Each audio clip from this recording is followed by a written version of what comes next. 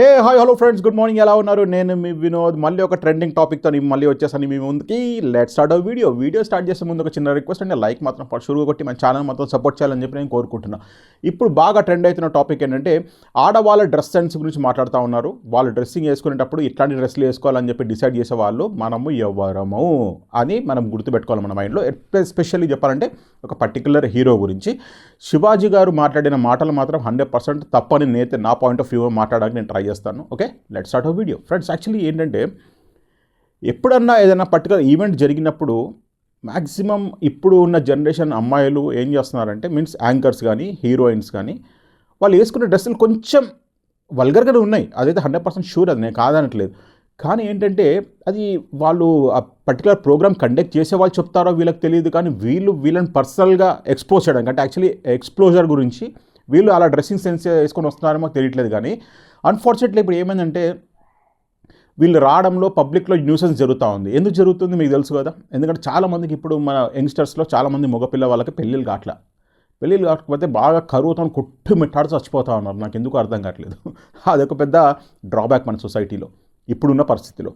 దాంతోపాటు ఈ హీరోయిన్స్ ఇలా పబ్లిక్ ప్లాట్ఫామ్కి ఇట్లా ఈ డ్రెస్సులు వేసుకొని రావడం వల్ల వాళ్ళకి ఏమవుతుందో నాకు అర్థం కావట్లేదు. మొన్న రీసెంట్లీ 2 ఇన్సిడెంట్స్ చూసా.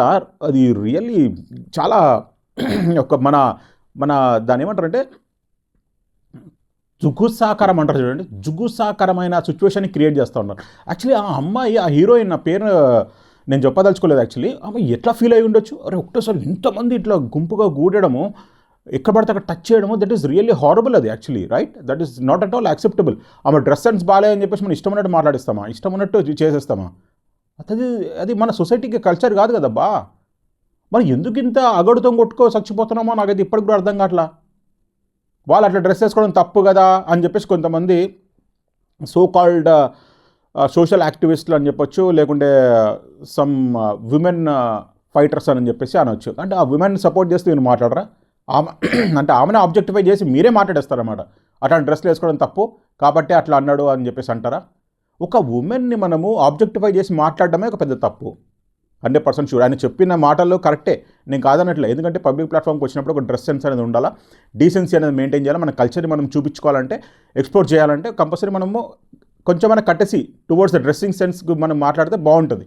అంతేగాని ఆబ్జెక్టిఫై చేసి బాడీని పార్ట్స్ మెన్షన్ చేస్తూ మాట్లాడడం అనేది 100% నాట్ ఎట్ ఆల్ యాక్సెప్టబుల్. అది కూడా పబ్లిక్ ప్లాట్ఫామ్ మీద లైవ్లో.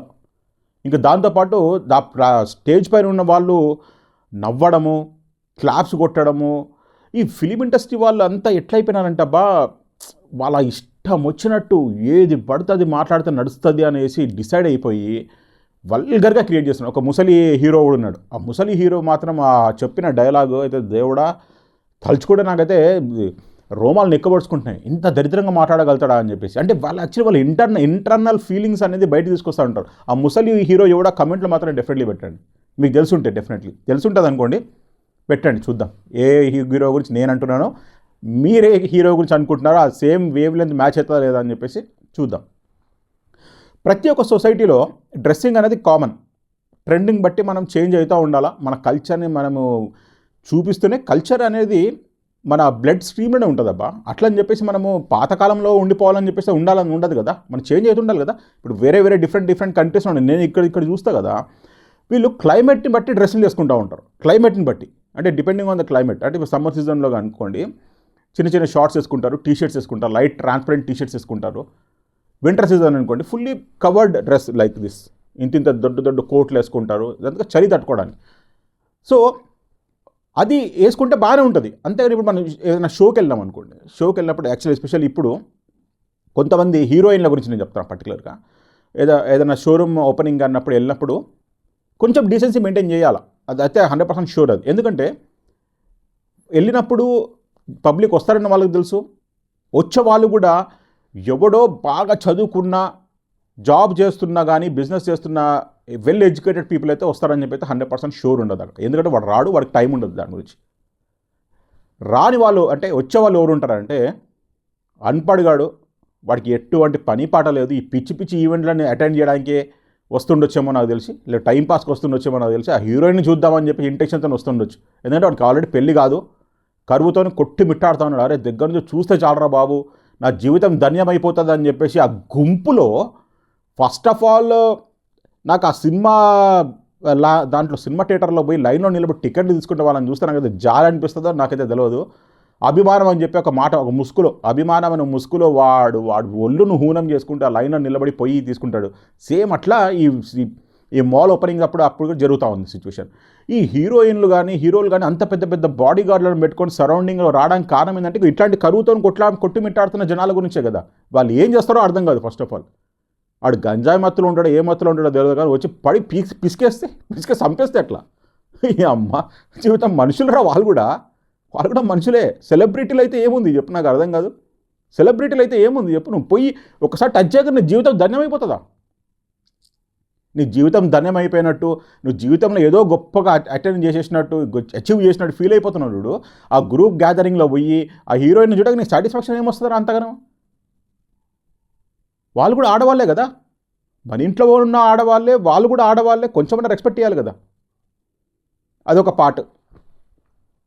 ఇంకొక పార్ట్ వచ్చేసి ఇప్పుడు బాగా వల్గర్గా జరిగే ఇష్యూలు ఏంటంటే ఈ యాంకర్లు.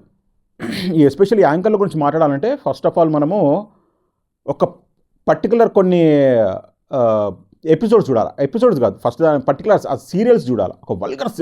ఒకటి వల్గర్ టీవీ షో నడుస్తుంది. ఆ టీవీ షో పేరు కూడా ఎందుకులే, దాంట్లో ప్రతి ఒక్క డైలాగు డబల్ మీనింగ్, దరిద్రమైన డైలాగులు. దాని గురించి వెనకాల బ్యాక్గ్రౌండ్ మ్యూజిక్ వేసుకొని మరీ జనాలు నవ్వుతూ ఉంటారు.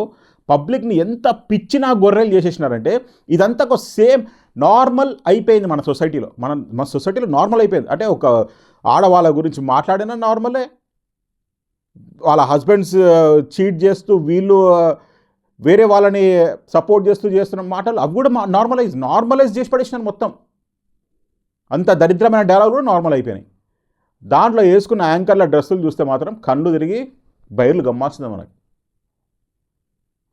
వాళ్ళ ఏజ్ కన్నా 4-10 వచ్చినాయి ఏజ్లు, కొంచెమన్నా రెస్పెక్ట్ ఇవ్వాలి కదా. అమ్మ అంటే వాళ్ళ ప్రొడ్యూసర్లు చెప్తారేమో నాకు తెలిసినంత, ప్రొడ్యూసర్లు డైరెక్టర్లు చెప్తారు, అమ్మ తల్లి నువ్వు ఇట్లాంటి డ్రెస్సులు వేసుకో, ఇట్లా డ్రెస్సులు వేసుకుంటే మన షోని టీఆర్పీ రేటింగ్ పెరిగిపోతుంది అని చెప్పేసి చెప్తారేమో. వాళ్ళు ఫోర్స్ఫుల్లీయో వాళ్ళ ఫైనాన్షియల్ రిక్వైర్మెంట్స్ గురించి వాళ్ళు వేసుకొని వస్తారు కంపల్సరీ, ఎందుకంటే వాళ్ళ జాబ్ అది చేస్తారు. ఇంక వాళ్ళు ఏం చేస్తారు, వాళ్ళకి తప్పదు కదా. అది తప్పు యాక్చువల్లీ అట్లా చేయడం.